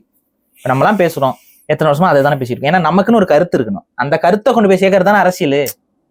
சும்மா நான் இன்னைக்கு ஒண்ணு பேசுவேன், நாளைக்கு ஒண்ணு பேசுவேன், நாளைக்கு ஒண்ணு பேசுவேன்னா இது பேர் அரசியலா? இது வந்து மக்களை ஏமாத்துறது, கருத்தியலாவே மக்களை ஏமாத்துறது. பாரினா இதை பேசுவாப்புலப்ப, இப்ப பாரினா குடியடையாளம் வேண்டும் பாரு, பாரினா தமிழ்நாட்டில் தமிழர் தான் ஆளணும் பாரு, தமிழுக்கு தான் முன்னுரிமையும் பாரு, இவர் இதுதான்ப்பா, இதுதான் இவரோட ஸ்டாண்டு, இதுதான்ப்பா, இப்படிதான்ப்பா. நீங்களே யோசிங்க, பாரு என்ன பேசுவாப்புல, இதைத்தானே சொல்லுவாப்புலன்னு உங்களுக்கு தோணுது இல்ல? அது மாறக்கூடாது. அதுதான் யதார்த்தம். அதுதான் நீங்க என்ன புரிஞ்சு வச்சிருக்கீங்க, நான் உங்களுக்கு என்னத்த சொல்லியிருக்கேங்கிறதுக்கு பொருள். பாரு என்ன சொல்லுவாப்புலன்னே தெரியாது அப்படின்னு உக்காந்தீங்க அப்படின்னா உங்ககிட்ட ஒண்ணுமே நான் ஒன்றும் சேர்க்கலன்னு அர்த்தம் இல்ல, மாறி மாறி நான் பேசுறேன்னு அர்த்தம். இன்னைக்கு ஒண்ணு பேசுவாப்புல, நாளைக்கு ஒண்ணு பேசுவாப்புலன்னு அர்த்தம். அப்ப அந்த மாதிரியான மாத்தி மாத்தி பேசுற விஷயங்கள் வந்து ஒரு கேவலமான விஷயம். அதை தான் பாவம் தமிழ்நாட்டு அரசியலுக்கு வந்த சாபக்கேடு நம்ம தெரியல. எல்லா அரசியல்வாதிகளும் அதான் பண்ணிட்டு இருக்காங்க. இன்னைக்கு ஒண்ணு பேசுறது, நாளைக்கு ஒண்ணு பேசுறது, நாளைக்கு ஒண்ணு பேசுறது, ஒவ்வொரு நேரத்துக்கும் அவங்களோட அளவுகோல்களையும் வரையறைகளையும் மாத்திக்கிறது. இதுதான் இன்னைக்கு இருக்கக்கூடிய பெரும்பான்மையான அரசியல்வாதிகளுடைய நிலையாக இருக்கிறது. அப்ப இன்னைக்கு விஜய் அவர்கள் திமுகவே எதிர்க்கிறார். இது தொடருமாங்கிற கேள்வி ஏன் நான் வைக்கிறேன் அப்படின்னா, இந்த தேர்தலில் எய்தர் நீங்க பிக்கப் ஆகி போகணும், இல்லைன்னா டிராப், ஒரேடியா, அவ்வளவுதான் முடிஞ்சிச்சு. அதிகாரத்துக்குள்ள நீங்க போயிடணும். இந்த எலெக்ஷன்ல போகல அப்படின்னா அடி வாங்கிடுவீங்க. அதிகாரம்னா சிஎம் ஆகணும்ன்றீங்களா? அட்லீஸ்ட் அவர் ஜெயிக்கணும். சரி, அவர் எம்எல்ஏ அவர் ஜெயிச்சு அவர் போயிடுவாருன்னு தான் நம்பிக்கிறேன். ஏன்னா அந்த அளவுக்கு அப்படின்னு நம்புறோம். ஆனா சரியா ஸ்ட்ராட்டஜிஸ் பண்ணல அப்படின்னா தோக்கடிச்சிருவாங்க. அந்த கேண்டிடேட் இடத்துலயும் அவரையும் தோக்கடிச்சிருவாங்க. சரியா ஸ்ட்ராட்டஜிஸ் பண்ணல அப்படின்னா தோக்கடிச்சிருவாங்க. ஏன்னா அந்த அளவுக்கு தான் ஸ்ட்ராங்கு திராவிட இயக்கங்களோட கட்டமைப்பு. நீங்க வந்து எப்பவுமே எதிரியை வந்து ரொம்ப லேஸ்ல வந்து நம்ம எடை போடக்கூடாது. எப்பவுமே அது ஒரு போராக இருந்தாலும் சரி, ஒரு வாதமாக இருந்தாலும் சரி, என்னைக்குமே எதிரி நம்மை விட ஒரு படி மேல இருக்கான் அப்படிங்கிறத மனசுல வச்சுக்கிட்டு தான் நம்ம யோசிக்கணும். அப்பதான் அந்த எதிரியை வீழ்த்த முடியும். அதுவும் திமுக ஒரு பெரிய எதிரி. அப்ப அந்த திமுகங்கிற எதிரியை வீழ்த்தணும் அப்படின்னா அவங்களுக்கு அகடா ஒரு 2 நிமிஷம் யோசிக்கணும். ஸோ இப்ப இந்த இடத்துல விஜய் அவர்கள் தனிச்சு போட்டி போட போறேன்னு சொல்றது என்னை பொறுத்த வரைக்கும் பொலிட்டிக்கல் சூசைட். முதல் தேர்தலோட காணாம போயிடுவார். Political suicide. அவருக்கு முதல் தேர்தலில் ஒரு 8% வாக்குகள் வரைக்கும் வரலாம். உட்கார்ந்துட்டு ஆனா நம்ம இப்படி சொல்றது ஈஸி பாரு, வேற என்ன பண்ண முடியும்? யார் கூட போய் சேர சொல்றீங்க? அவர் அது அவங்க தாங்க முடிவு பண்ணணும். ஏன்னா நான் முன்னாடியே சொல்லிட்டேன், பிஜேபி இல்லாத திமுக இல்லாத ஒரு கூட்டணி ஃபார்ம் ஆகணும், அதுதான் நம்மளை விடிவு காலத்துக்கு கொண்டு போகும்னு நம்ம சொல்லிட்டே இருந்தோம். பட் அது இன்னைக்கு சாத்தியமா இருக்கா? பிஜேபியோட இப்போ ஏடிஎம்கே ஜாயின் ஆயிடுச்சு. ஸோ அங்கேயே வந்து ஒரு பெரிய பிரச்சனை. இப்போ அந்த கூட்டணிக்குள்ள பிரச்சனை வந்தால் மட்டும்தான் அடுத்து அதுக்கான ஆப்ஷன்ஸ் ஓப்பன் ஆகும். ஸோ இப்போ இந்த மாதிரி ஒரு இக்கட்டான சூழல் இருக்குது. இந்த இக்கட்டான சூழல்ல திமுகவுக்கு பீஸ்ஃபுல்லா ஈஸியா ஜெயிக்கிறதுக்கான வாய்ப்பு தான் கண்ணுக்கு தெரியுது நமக்கு. இப்போ இந்த முறை வந்து திமுக ஜெயிப்பதற்கான வாய்ப்பு தான் கண்களில் பிரகாசமாக தெரிகிறது. அப்ப அது திமுகவை வீழ்த்த வேண்டிய சக்திகள் எல்லாம் தனித்தனியாக நின்றுட்டு இருக்கிற பட்சத்துல அங்க ஒருங்கிணையவே இல்லை. அது பிஜேபியோட ஒருங்கிணைக்க கூடாது. ஏன்னா பிஜேபியோட ஒருங்கிணையும் போது பிஜேபி எல்லாத்தையும் முழுங்கிட்டு போயிடும். புரியுதுங்களா? சோ அது எனக்கு தெரியும். இங்க வந்து தமிழ்நாட்டை பொறுத்த வரைக்கும் மாநில கட்சிகளுக்கு தான் முன்னுரிமை இருக்கணும். இங்க ஒரு தேசிய கட்சி உள்ள வரக்கூடாதுங்கிறதுல நான் தெளிவா இருக்கேன். இப்ப காங்கிரஸ் டம்மி, அது ஒன்றும் பெருசா அது ஒன்றும் இல்லை. தமிழ்நாட்டுல திமுக இல்லைன்னா காங்கிரஸ் இல்லை, அந்த லெவலில் தான் காங்கிரஸ் இருக்கு. ஸோ அது ஒன்றும் பெரிய ஒரு பயப்பட வேண்டிய ஒரு இடத்துல இல்லை. பட் பிஜேபி அப்படி கிடையாது. பிஜேபிக்கு நம்ம அஞ்சு தான் தீர வேண்டும், என்ன வேணா நடக்கும். அவங்க பிஜேபிக்கு நம்ம அச்சப்பட்டு தான் தீர வேண்டும். பிஜேபி நம்ம ரொம்ப லூஸ்ல ஹேண்டில் பண்ண மாட்டோம். நான் பிஜேபியை கடுமையாக எதிர்க்கிறேன். ஆனா நான் வந்து அப்படியே ரொம்ப ஒன்றும் இல்லாத கட்சின்லாம் நான் சொல்லிட மாட்டேன். ஏன்னா பிஜேபி வடக்குல எந்த அளவுக்கு வளர்ந்துட்டு கொண்டு இருக்கிறதோ அதுக்கு இணையாக தமிழகத்திலும் வளர்ந்து கொண்டிருக்கிறார்கள். நிறைய விஷயங்கள் கிரவுண்ட் லெவல் ஒர்க்ல பிஜேபி பயங்கர ஸ்ட்ராங்கா தங்களது இன்ஃப்ராஸ்ட்ரக்சர்ஸை உருவாக்கி கொண்டு இருக்கிறார்கள். ஆர்எஸ்எஸ் வேலை செய்து கொண்டிருக்கிறது. நார்மலா yoga class, karate class, silambam class, Bharatanatyam class எல்லாம் இன்னைக்கு ஆர்எஸ்எஸ் கையில இருக்கு. நான் பார்த்தேன் கிரவுண்ட்ஸ்ல சின்ன பசங்களை வச்சு ஆர்எஸ்எஸ் சிந்தனையை அதுக்குள்ள உட்காந்து ஓதிக்கிட்டு இருக்காங்க. மதவாத சிந்தனைகளை ஸ்கூலுக்கு போயிட்டு வந்துட்டு வீகன் அஜெண்டா அந்த அஜெண்டாங்கிற பேர்ல பேசுறேங்கிற பேர்ல சனாதன தர்மமும் பேசுறாங்க, இன்ஃபியூஸ் பண்றாங்க ஐடியா. இதெல்லாம் எப்படி காலேஜஸ் அலோவ் பண்ணுது, ஸ்கூல்ஸ் அலோவ் பண்ணுது? அதுக்கு நான் காரணமும் சொல்லிட்டேன். திமுக ஆட்சியில் இதெல்லாம் ஏன் நடக்குதுன்னா, திமுகவை பொறுத்த வரைக்கும் பிஜேபி தமிழ்நாட்டில் வளர்ந்து விட்டால் நிரந்தரமாக திமுக ஆட்சியில உட்காந்துருக்கும். அதிமுக ஒரு தேவை இல்லாம போயிடும். அதிமுக ஒழிச்சுட்டு அந்த பக்கம் பிஜேபி கொண்டு வந்துட்டோம்னா மக்கள் வந்து பிஜேபி பக்கம் சாய மாட்டாங்க. ஆட்டோமேட்டிக்கா திமுக ஜெயிச்சுக்கிட்டே இருக்கலாம். சிறுபான்மை மக்களும் பயத்துல இங்கேயே திமுக பக்கமே போட்டுட்டு இருப்பாங்கிறத அவங்க பிளான் பண்ணி ஸ்ட்ராட்டஜைஸ் பண்ணிட்டாங்க. ஸோ அவங்கள பொறுத்த வரைக்கும் ஒரு பிஜேபி இங்க வளர்ந்து வருவது நமக்கு பிளஸ் பாயிண்ட்னு அவங்க நினைக்கிறாங்க. அதனாலதான் அவங்களுக்கு ஃப்ரீ வில்ல அவங்க வளர விட்டுட்டாங்க. அதிமுக காலகட்டத்தில் இருந்த பிஜேபியோட வளர்ச்சியை விட திமுக காலகட்டத்தில் பிஜேபி பயங்கரமா வளர்ந்துட்டு இருக்கு. இல்ல இமேஜ் ரொம்ப வேற மாதிரி அந்த இந்துத்துவ கருத்தை உங்களுக்கு மத்தியில வளர்ந்துருக்கு. அதான் ரைட் விங் அதான் ரொம்ப ஸ்ட்ராங்கா அவங்கள ஆர்கனைஸ் பண்ணிருக்காங்க. நீங்க பாக்குறீங்கல்ல ஒரு சில கூட்டங்கள்லாம் அவங்களால ஆர்கனைஸ் பண்ணக்கூடிய கிரௌட நீங்க பாக்குறீங்களா, அந்த கிரௌடு தமிழ் தேசியத்திற்கு எதிரானது. அதுல எனக்கு மாற்றுக்கிறதே கிடையாது. அதனால எந்த நன்மையும் தமிழகத்துக்கு நடக்க போவதில்லை. இன்ஃபேக்ட் வந்து தமிழ்நாட்டுக்குள்ள தமிழர்களை அடக்கி ஆளணும்னு சிந்தனை கொண்டவர்கள் தான் பல பேர் அந்த கிரௌட்ல இருக்கிறாங்க. புரியுதுங்களா? சோ அந்த கிரௌடுக்கு நம்ம இது அப்படியே கிரௌட் ஆயிடுச்சுன்னு நான் சொல்ல, அது ஆபத்துங்கிறேன் நான். தமிழகத்திற்கு ஏற்பட்டிருக்கக்கூடிய பெரும் ஆபத்து அது. ஆனா அந்த ஆபத்தை மறைமுகமாக வளர்த்து விடக்கூடிய சக்தியாக திமுக தான் இருக்கு. ஸோ இதுதான் இங்க இருக்கு. அப்ப நீங்க பிஜேபியை உடைக்கணும். முதல்ல பிஜேபி அண்ட் ஏடிஎம்கே அலையன்ஸ் உடையணும். ஏடிஎம்கே பிஜேபியோட இருந்ததுன்னா மீண்டும் தோல்வியை தான் தழுவும். நான் இன்னைக்கு சொல்றேன், எடப்பாடி அவர் நினைச்சிட்டு இருக்க நமக்கு ஒரு கூட்டம் வருது, நமக்கு ஒரு பெரிய கிரௌட் வருதுன்னு, எல்லாமே தவிடுபடி ஆயிரும். உங்களுக்கு அவங்க ப்ராமிஸ் பண்ணிருப்பாங்க. என்ன அவங்க ப்ராமிஸ் பண்ணிருப்பாங்கன்னா, கடைசியா தேர்தல் வர டைம்ல நாங்க வந்து திமுக மேல ஒரு பெரிய அலிகேஷன்ஸ் கொண்டு வருவோம். அந்த அலிகேஷன் மூலமாக அரெஸ்ட் பண்ணுவோம். யாராவது அவங்கள முக்கியமான நபர்கள் மீது கேசஸ் வரும், ஒரு அலைச்சல் வரும், பணப்புழக்கத்தை இந்தியா அளவுல ஒரு பெரிய ஒரு சர்ச்சை ஏற்படும். அவங்க வந்து அலைஞ்சிட்டு இருக்க மாதிரி நீதிமன்றத்துக்கு போற மாதிரி ஒரு சினாரியோ கிரியேட் ஆகும். அப்ப நீங்க என்ன நம்பிக்கையில இருக்கீங்கன்னா, நாளை பின்ன வந்துட்டு இந்த மாதிரி ஒரு பெரிய ஒரு பிரச்சனையை வந்து வெளியில கொண்டு வருவாங்க. ஒரு பெரிய ஸ்கேமையோ ஒரு பெரிய ஊழல் வழக்கையோ, இல்ல செந்தில் பாலாஜி போல நல்ல வேலை முடக்கிறது எல்லாமே அதெல்லாம் பண்ணுவாங்க. செந்தில் பாலாஜி இவங்களை முடக்கிறதுலாம் திமுக பிரச்சனை கிடையாது. சரி, அவங்க ரொம்ப சிம்பிளா சொல்லுவாங்க, அவங்க அதிமுக இருந்து வந்து அமைச்சிருங்கன்னு போயிட்டே இருப்பாங்க. அவங்க புத்தி பாதுகாத்தாங்க. அதெல்லாம் அது வந்து அவங்க லாக் ஆயிடக்கூடாது, அவங்களோட லிங்க் ஆயிடக்கூடாதுங்கிறதுக்காக தான். ஆனா நான் எப்படி பாக்குறேன்னா, இப்ப அமித்ஷா பாத்தீங்களா, ஃபர்ஸ்ட் வரும்போது கையெல்லாம் தூக்குனாரு, ஜான்ஸ்லர் இங்க ஆடி போயிட்டு ஒரு வாட்டி வரும்போது ஒரு குண்டை போட்டு போறாரு. அதான் அங்க போயிட்டு டெல்லியிலயும் பேசுறாரு, எங்க ஆட்சி தான் அமைய போகுதுங்க அப்படிங்கிறாரு. இப்பவே ஆரம்பிச்சிட்டாரு. அதாவது என்னன்னா, அது வாய்ப்பு இல்லை. பிஜேபி ஆட்சி அமையறதுக்கு வாய்ப்பு இல்லை தமிழகத்துல. தமிழர்களும் அனுமதிக்க மாட்டாங்க. ஏடிஎம்கேவோட ஆட்சியை அவங்க அந்த மாதிரி சொல்றாங்க. ஏடிஎம்கே ஆட்சி அந்த மாதிரி மலிவுபடுத்துவாங்க. இதுதான் நடக்கும் ஏடிஎம்கேக்கு. நான் தான் திரும்ப சொல்றேன், அது ஏடிஎம்கே ஆட்சியாவே இருக்காது. புரியுதுங்க? அந்த ரெட்டலைக்கு மேல கொண்டு வந்து அவங்க தாமரையை சொருகிட்டு போயிட்டே இருப்பாங்க. பவன் கல்யாணம் அடிக்கடி வந்து போயிருவாரு. ஆமா, ஆல்ரெடி பவன் கல்யாணம் வந்துட்டு அவரு என்னமோ பெரிய அவங்க ஊர்லயே இப்ப அவரை மதிக்கிறது இல்ல. நிறைய பேர் திட்டுறாங்க, ஏதோ ஒண்ணு ஏதோ ஹிந்திய வந்து கொழுந்தியாவோ சொல்லி விட்டாப்ல.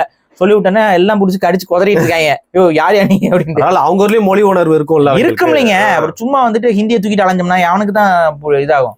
ஸோ அதுதான் ஓரளவுக்கு தான் சால்ட் அடிக்க முடியும். தமிழ்நாட்டுக்காரன் மாதிரி உணர்வு இல்லாமையா இருப்பான்.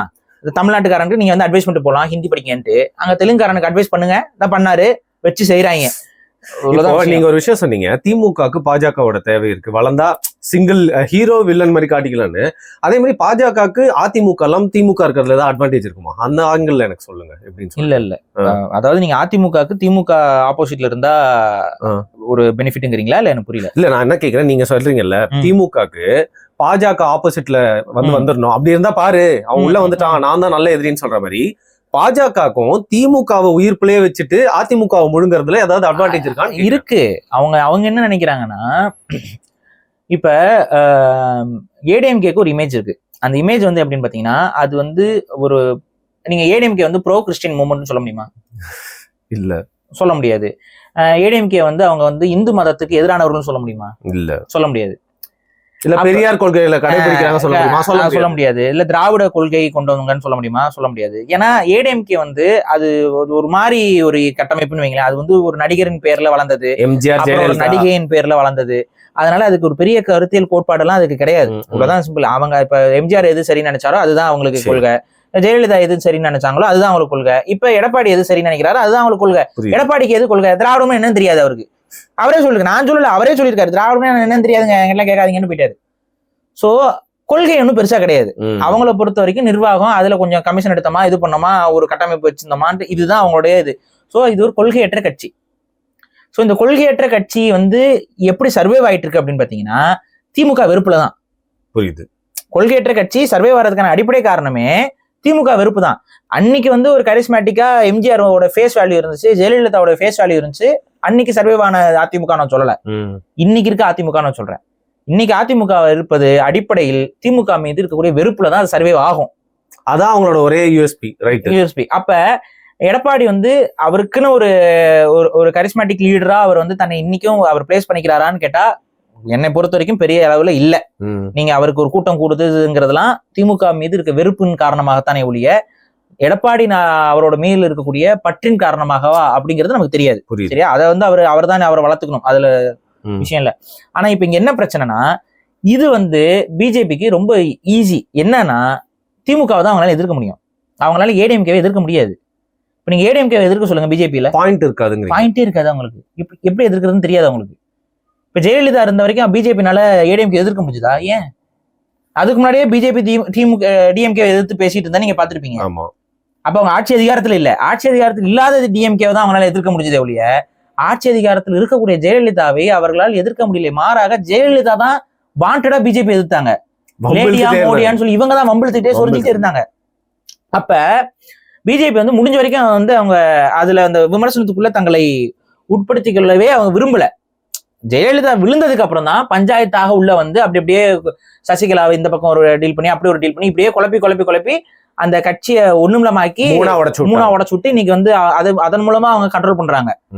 சோ இப்படிதான் நீங்க புரிஞ்சுக்கணும். அப்ப பிஜேபியால ஏடிஎம்கே எதிர்க்க முடியாது, மாறாக ஏடிஎம்கே ரோல பிஜேபி எடுக்க முடியும். சரி, எப்படி ஏடிஎம்கேக்கு இன்னைக்கு இருக்கக்கூடிய சினாரியோ திமுக வெறுப்பு அப்படின்னு இருக்கோ, அந்த திமுக வெறுப்பை பிஜேபி வாங்கிக்கலாம். திமுக வெறுப்பவன் எல்லாம் பிஜேபி பக்கம் வந்துட்டா இவங்க தான் திமுகவை எதிர்ப்பாங்கிற ஒரு இமேஜ் வந்துருச்சு அப்படின்னா அங்க ஏடிஎம்கேவை அப்படியே முழுங்கிடலாம். அது பவர்ஃபுல்லான ஆப்போசிஷன் பா அப்படின்னு அப்படியே வந்து பிஜேபி. அது இல்லாம அதுக்கு பிளஸ் பாயிண்டாக என்ன இருக்குன்னா, இன்னைக்கு மத்தியில பிஜேபியோட ஆட்சி தான் இருக்கு, பல மாநிலங்கள்ல பிஜேபியோட ஆட்சி தான் இருக்கு. ஸோ அந்த இடத்துல தமிழ்நாடு மட்டும் தொக்கா நிக்காது. அப்படியே ஏடிஎம்கே வந்து ஒரு பிஜேபியோட ஒரு கிளை இயக்கம் மாதிரி அவங்க கண்ட்ரோல் பண்ணிக்கிட்டு அப்படியே டேக் ஓவர் பண்ணிடுவாங்க. அப்ப பிஜேபி சொல்றது எல்லாத்தையும் கேட்க வேண்டிய ஒரு சிச்சுவேஷனுக்கு 5 வருஷம் முன்னாடி எப்படி இருந்துச்சோ அது மாதிரி ஆயிரும். அப்ப இருக்கிறத விட மோசமாயிரும். அப்ப கூட ஏடிஎம்கேக்கு ஒரு வேல்யூ இருந்தது. இன்னைக்கு அது இன்னும் குறைஞ்சி போய் அன்னைக்கு அதிகாரம் கையில இருந்துச்சு, இன்னைக்கு அதிகாரம் இல்ல. அதிகாரத்தை கையில வச்சிருக்கும் போது அவங்க ஓரளவுக்கு தமிழ்நாடு அரசுங்கிற ஒரு விஷயத்துல இருப்பாங்க. இன்னைக்கு அது கூட கிடையாதுல்ல, இன்னைக்கு அவங்க எதிர்கட்சி தான். இப்ப அதை இன்னும் அவங்க அழகா வந்து ஹேண்டில் பண்ணி பிஜேபி வந்து மோல்டு பண்ணி கொண்டு வந்துரும். இப்ப ரெண்டாவது பணம், பொருளாதாரம் எல்லாமே பிஜேபி கண்ட்ரோல்ல இருக்கும். டிபார்ட்மெண்ட் எல்லாமே. ஒரு கட்சிக்கு செலவு செய்யணும், காசு கொடுக்கணும்னா கூட பிஜேபி நினைச்சா ஏடிஎம்கே ஈஸியா கண்ட்ரோல் பண்ணிடலாம். ஆனா இத பண்ற பிஜேபி பண்ண முடியும்ல. ஆனா அந்த பிஜேபி ஏன் டிஎம்கே சொரியவே இல்லை? எவ்வளவோ பண பரிவர்த்தனைகள்லாம் போதும், நினைச்சா போட்டு அமுக்கு அமைக்கலாம்ல, ஏன் அமுக்காம இருக்காங்க? இதுலதான் நீங்க புரிஞ்சுக்கணும். அவங்களுக்கு அமுக்கிட்டாங்க அப்படின்னா அந்த சான்ஸை பயன்படுத்தி எப்படி வரும் அப்படின்னா மக்கள் எப்படி யோசிப்பாங்கன்னு பாருங்க. மத்திய அரசு மாநில அரசு உடனே உடைக்குது. சரி, அது அடுத்து யாருக்கு பிளஸ் பாயிண்டா மாறும்? வேற ஒரு மாநில கட்சிக்கு பிளஸ் பாயிண்டா மாறிடும். அதிமுக. அது அதிமுக இருக்கணும் அவசியம் இல்லை. ஏன்னா அதிமுக பிஜேபியோட கூட்டணியில் இருக்குங்கிறனால அது வெறுப்பா கூட மாறலாம். வேற ஒரு 3ஆவதோ 4ஆவதோ இடத்துல இருக்கக்கூடிய வேற ஒரு மாநில உரிமைகள் பேசக்கூடிய கட்சிக்கு வாய்ப்பாக மாறிவிடும். ஐயோ, அது அவங்களுக்கு ஒவ்வாது, அது அவங்க விரும்பல. சோ அது அப்படி போயிடக்கூடாது. அப்ப அவங்க என்ன பண்றாங்க, திமுக இருக்கட்டும், திமுக ஸ்லோ டெத், பிஜேபி ஸ்லோவா பவருக்கு கெயின் ஆயிடணும். சோ இந்த டிரான்சாக்சன் வந்து ரொம்ப ஸ்மூத்தா இருக்கணும்னு எதிர்பார்க்கறாங்க. அப்ப அந்த டிரான்சாக்சன் ஸ்மூத்தா இருக்கணும். எப்ப ஏடிஎம்கே கொஞ்சம் கொஞ்சமா கரையணும், பிஜேபி அந்த இடத்துல கொஞ்சம் கொஞ்சமா நிறையணும், டிஎம்கே கொஞ்சம் கொஞ்சமா டிசால்வ் ஆகி காணாம போகணும். கரெக்டா ஒரு லெவலுக்கு பிஜேபி என்னைக்கு ஏடிஎம்கே சர்பாஸ் பண்ணி கூட்டத்துல நிக்குதோ அன்னைக்கு அவங்க உண்மையாகவே டிஎம்கே எதிர்ப்பாங்க. அது வரைக்கும் டிஎம்கேவை பேம்பர் பண்ணி தான் வச்சிருப்பாங்க. சரி, இப்ப விஜய் என்னதாங்க பண்ணணும்னு சொல்றீங்க? ஸோ விஜயோட முடிவு இந்த இடத்துல என்னன்னா, டிஎம்கே வரக்கூடாதுன்னு அவர் முடிவு எடுத்தாருன்னா அவர் கூட்டணியை நோக்கி தான் நகரணும். அவர் தனியாக நின்னார் என்றால் அது டிஎம்கேக்கு வலு சேர்க்கும். இவ்வளவுதான் விஷயம். என்னால கேட்காம இருக்க முடியல. திருப்பியும் ஒருவேளை வந்து பாஜகக்கும் அதிமுகக்கும் வந்து கூட்டணி முறிஞ்சிருச்சுன்னு வச்சுக்கோங்க, அதுதான் சான்ஸ் விஜய்க்கு. சரி, அதுதான் சான்ஸ். அதை அவர் பயன்படுத்தினார்னா அவர் ஒரு துணை முதல்வர் வேட்பாளரோ இல்லை இது மாதிரி ஒரு முக்கியமான ஒரு பொறுப்பை வந்து அவர் வகித்து கொண்டு அதன் மூலமாக அவருக்கும் வெற்றி வாய்ப்புகள் கிடைக்கும், அவருக்கும் அரசியலுக்குள்ள போயிடுவார். ஒன்ஸ் நீங்க அரசியலுக்குள்ள போயிட்டீங்கன்னா அதுக்கப்புறம் அதிகாரத்துக்குள்ள போயிட்டீங்க அப்படின்னா கடைசி வரைக்கும் அதிகாரத்துக்குள்ள இருப்பீங்க. புரியுதுங்களா? ஒன்ஸ் நீங்க அதிகாரத்துக்குள்ள போயிட்டீங்க அப்படின்னா அது ஆட்டோமேட்டிக்கா இட் வில் கோ ஆன். அது வந்து அப்படி அப்படியே போயிட்டு இருக்கும். நீங்களே பிடிச்சிப்பீங்க, அதை உங்களுக்கே தெரியும். அது ஒரு பழக்கமாயிரும் வைங்களேன். Simple as that. அது வந்து பழக்கமாயிரும். உங்க கட்சிக்கும் பழக்கமாயிரும் எப்படி ஒரு விஷயத்தை அணுகணும் பண்ணணுங்கிறதுலாம். இன்னைக்கு இருக்கிறது என்னன்னா, இன்னைக்கு இப்பவே நான் பாக்குறேன் என்னன்னா, நிறைய பெண்கள், நிறைய இளைஞர்கள், இளம் பெண்கள், சின்ன பொண்ணுங்க, அதுக்கப்புறம் வந்துட்டு இளைஞர்கள் நிறைய பேர் வந்து விஜயின் மீது ஒரு பாசம் இருக்கு அவங்களுக்கு. இப்ப அதன் மூலமாக உங்களுக்கு ஒரு வாக்கு விழுகாதுன்னு நான் சொல்லல. நான் சிம்பிளா சொல்றேன் பாருங்க, 8% உங்களுக்கு வாக்கு உண்டு. ஆனா அதை வச்சு அந்த வாக்குகளை வச்சு என்ன பண்ண போறீங்க? இல்ல பாரு, ஒரு 10 சீட் ஜெயிக்கிறாங்கன்னு சும்மா வச்சுக்கோங்க. அப்படின்னா கூட இல்ல யாரு கூட வேற யாரு ஜெயிப்பானீங்கன்னு நினைக்கிறீங்க? ஏங்க இமேஜின் பண்ணி ஒரு ஏஎல் ஏதாவது நம்மளே யோசிச்சுக்க முடியாது. யாரு வேட்பாளர் சொல்லுங்க? நீங்க யாரு விஜய் கூட இருக்க நீங்க வேட்பாளர், மக்கள்கிட்ட போனா வாக்கு போடக்கூடிய வேட்பாளர் யாரு நீங்க சொல்லுங்க.